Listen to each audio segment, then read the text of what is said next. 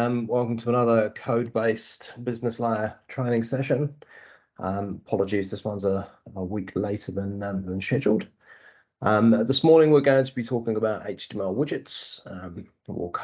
It'll be a brief session, covering off a bit of background as to what HTML widgets are, what they're not, what they should and shouldn't be used for, and how we configure them in FinPower Connect. So what are HTML widgets? HTML widgets were introduced a few years ago now. They are a means to create custom user interfaces for both FinPower Connect Cloud and FinPower Connect Desktop. They are largely now replacing page sets. Historically, obviously, page sets were used to provide custom forms in FinPower Connect Desktop. Whereas HTML widgets, since their introduction, because they can be run in both cloud and desktop environments, are very much the recommended and preferred method of creating any custom interfaces in FinPower Connect Cloud. They've also largely replaced things like HTML reports.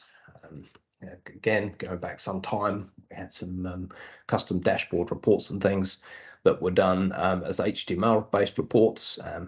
Widgets now enable us to have a lot more powerful and enable us to produce much nicer, more efficient, and more dynamic interfaces for those sorts of things. As we said before, page sets were limited to FinPower Connect Desktop. The idea with widgets is that we can host them out of cloud and out of FinPower Connect itself. In Caroline's session, she went through and looked at some of the form overrides that we can use in the desktop application that would actually fire open a widget instead of the built-in FinPower Connect form. Those sorts of things are all enhancements that have been made and a reason that we no longer really support or develop page sets. An HTML widget is just a script inside of FinPower Connect. And again, don't want to go over too much of what Caroline covered off last time, but we do have our library of built-in HTML widgets available under the Import Special ribbon on the script form. Those are all of the system-built HTML widgets, and I would recommend that anybody looking to start developing widgets become familiar with some of those built-in widgets. They can be imported just using this HTML widget import special option down here. These are all the ones that are available. What I've done just prior to the session is to import the account edit standard widget for us just to have a look at this morning. So starting with the script configuration, obviously on the general page, the primary difference between this and any other script is the script type, being an HTML widget. Most of those other options are the same. One thing to note is that the code, the script ID, really try and keep that clear of any dots, dashes, slashes, or underscores, or any other characters in there, any other supported characters, that is. And the reason for that is that by default, the script ID will be used when the HTML widget is referenced via URL. And obviously dots and things don't play nicely in that type of environment. So trying to keep that clear of any dots. If we move on and have a look at options, you can see here alongside some of the standard general options, we do have some HTML widget specific options. There is an information bubble there, which does have obviously some additional information around what these settings do. But very simply, the caption is what will display when the form is popped, or when the HTML widget is popped as a form. Whether it will show a refresh button when it's hosted in its hosting environment. So FinPower Connect Cloud, you get the little refresh button and things, and obviously optionally an icon that can be used when displaying the widget, as well as max width and and height settings. Now, by default, when a widget is displayed in a modal form, so say it's being popped open from a menu option in FinPower Connect Cloud, it will default to fill most of the screen. I think it's about 90% of the screen, I think, by default. And we've got some various options here that can override that. So if you've got something simple like a little calculator widget that's only got a handful of fields and a button, then it's unlikely you're going to want the full real estate that by default the widget will give you. So you can specify maximum width and height in here as well. We can optionally not apply styling to this HTML widget. We will go through and have a look at some of the additional styling options that we have. Ticking that option basically will just override those styling options and make sure that nothing is applied to it externally. As well as that, we can define various resources that we're going to use in the widget. CSS style sheet for HTML widgets and jQuery are ticked on by default and should probably be left checked on. Anyone that's using or planning to use our built-in widget controls, JavaScript controls, HTML controls, will absolutely need jQuery. That library underpins a lot of the work done behind the scenes in building those controls, as well as the style sheet for obviously displaying those widget controls. So leave those two checked on, and then optionally the summary page to CSS style sheet. So anyone that's planning to display a summary page in a widget will obviously need that checked on also. jQuery is obviously an externally hosted JavaScript library. It is loaded from a CDN. I think if you hover over the information bubble here, yep, it's the Google Content Delivery Network. So that's actually loaded and referenced from there. Again, recommend you just leave the default settings in place for the jQuery version, etc. But just to note that you can also, because we open up the client-side coding completely in widgets, you can add external JavaScript libraries, but we would recommend that you just be really careful when you do so. See, jQuery is a reasonably common one, but there are potentially security implications, and obviously, being careful if you're loading an external library, that may not always be supported. If they drop support for it in future and things, then your widget may stop working. So just be very aware and very careful when adding external resources to HTML widgets. Okay, I'm going to jump on past the script code and come back to that shortly. We have constants and parameters available as we do for most other script types. And then again, we'll jump back to template text at the moment. The test buttons on the test page, we do have an additional test button here for test in web browser. It does say experimental in brackets, meaning that if something doesn't work, it's not on us.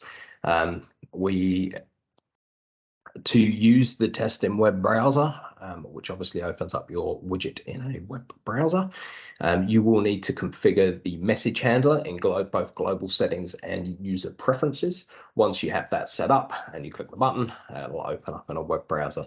That's pretty useful when it comes to debugging your widget. Obviously, we can debug our script code, the server-side code, using standard FinBow debug lines, and we can see those in our debug window.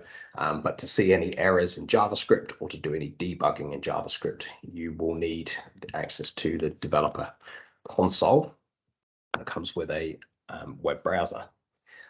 The other option will run the HTML widget inside of FinPower Connect. So if we run this widget up here, see here, this widget loads. If you hit the F12 key, that will actually load up your the developer console as well now. So I think that's probably a Web View 2 enhancement that enables that now to be loaded also. So we can come and do things like right-clicking and inspecting our elements, as well as obviously writing things out to the console. So a lot of the things we used to use test in web browser for, you can now get around and use in just by using the standard test button and popping the widget open in desktop, which is very useful.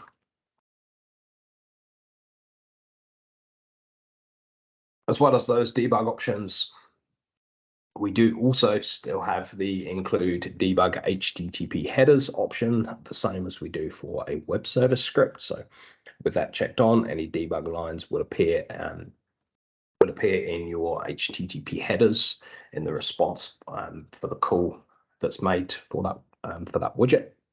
Again, you'll see that using something like Google Postman or test HTML widget, test web services pages. As well as that, we do have the service name field. So again, by default, that will be your script ID, HTTP widget ID, and optionally you can overwrite that. So again, that will be whatever you enter into that service name will be what gets displayed as part of the URL when that widget's called. We do have another option here for allow anonymous access. So by default, an HTML widget will require you to be authenticated, but we do allow HTML widgets to be hosted externally. So as well as being able to use them inside of FinPower Connect Desktop and Cloud, you can host them externally on third-party websites, and that's done just by adding an iframe and referencing your widget inside of an iframe. So again, you have to be really, really careful what you're actually displaying and using in your widget. Obviously, some pretty big security implications in opening that up to a third-party site. But it's really there for as an application for things like a simple loan calculator. Reach back to the business layer, do some financial calculation, and return some values back to the client site. Usually used to form part of an onboarding application page. To do so, you will need to check the allow anonymous access. We get a big security warning up when we allow that. And again, just a little bit of background as to how and where that's applicable. As well as that, there is a restricted origins list, which we can enable. By doing that, then we're basically allowing that IP addresses only IP addresses listed within that origins list can actually access that HTML widget. So again, if it's being served internally as part of an internal website, then or intranet page, something like that, then you can restrict the IP range to only allow access for those particular users or particular machines. Okay, moving on, we also have access to permissions and usage and audit in the same way that we do for pretty much any other script.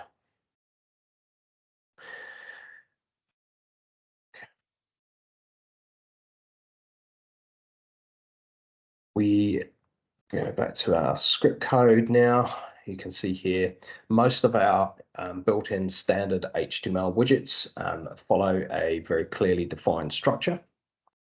We do have a main function, which is passed in various parameters and hosting context. So the parameters are obviously what we're going to use to call the widget, with. These are handled generally at the top of the main function, and then we also pass in an event ID, and that event ID will be called from the client side when information either needs to get passed back to or pulled from the server side. Again, would highly recommend that anybody looking to do anything with widgets start with one of our system built widgets. We have a huge number of those now. Most of the forms in FinPower Connect are or have been converted over to HTML widgets, so there's really no need for anyone to have to start from scratch with a widget. I'd recommend that you use one of the something like the account edit widget as your as a base for any custom widgets that you might be doing. As I say, the script code itself acts as essentially server-side code, what would be server-side code in a normal web application. And our template text is what forms our client-side code. So this is obviously what's rendered in the browser window. So this is all our HTML, any additional CSS styling on top of what we've already specified in what's already specified by using our built-in widget CSS and summary page CSS. We have our HTML and then obviously our JavaScript in here as well. Things to note, we do have a widget option. You can see here we have a widget.ui. We go in and use our business layer help. You can see here we do have a separate business layer help that's specific for to our JavaScript library and our widget option, including all of our controls. Now, again, this is something that we try to keep updated as much as possible. There are a few things that need to be updated in here, but again, if you have any questions as you go through creating your own widgets, then feel free to drop an email through to code support. Be more than happy to help out. As well as styling and things inside the individual widgets, we do have some options under our Tools, Web, and FinPower Connect Cloud configuration. For styling widgets, you can see here under the theme heading, we have widgets. We can actually apply styles to basically anything defined in here will apply to all widgets that are saved in the database. We have some options here to style FinPower Connect Cloud forms as for instance, more like desktop forms. So those sort of thing is useful when you're planning to use form overrides and things in FinPower Connect. If you're planning to use your widgets to replace existing forms in the desktop, then you'd want to select that option. There's some other options down here for some of our standard CSS classes. You can specify different colors and whatever else in here, as well as a couple of different base style options. So, for instance, we have two styles in here, one that we suitable for public accessible websites and another using semantic UI, which I think was, if I'm not wrong, that's Amazon possibly. Their front-end frameworks. If we switch that on and click OK and run our widget,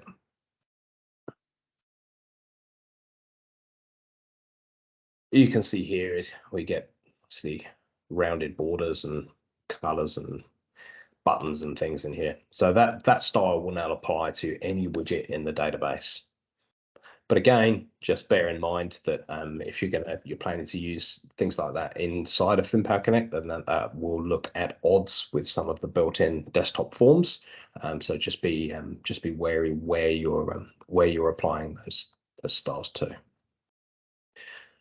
As well as those base styles, we can also override our CSS using some custom CSS. You can see here, for instance, I've taken our IS tab page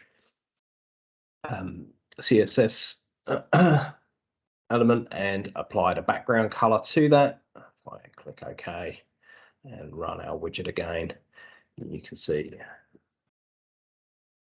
then that's now applied a very fetching red color to our background. So again, anything defined there will override all widgets in the system unless they have that option checked on as well. So if you want to apply the same styling to all of your widgets bar, maybe one or two, then you can just go to those individual widgets and tick that box, and it'll stop applying those styles to those widgets.